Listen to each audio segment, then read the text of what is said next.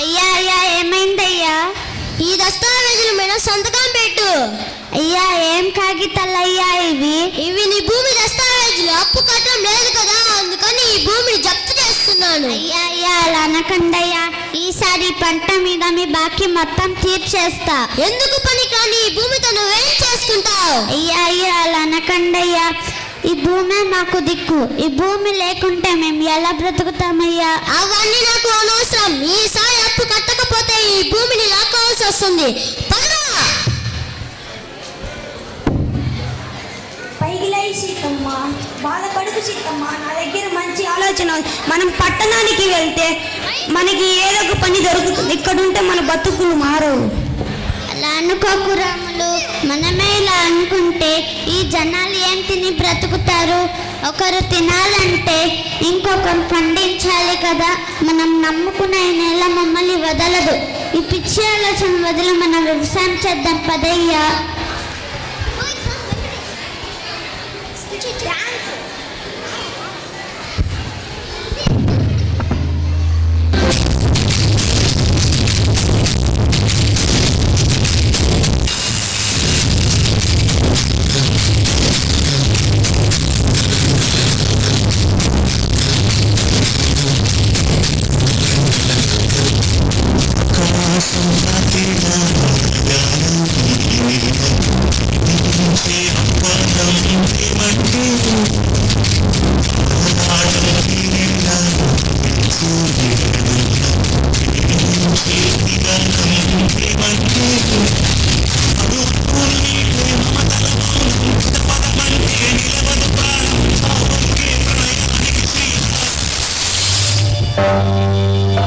సంవత్సరం కూడా వర్షాలు పడలేదు సీతమ్మ. ఈ సంవత్సరం కూడా వర్షాలు పడకపోతే నీ అప్పు ఎలా తీరుస్తావు?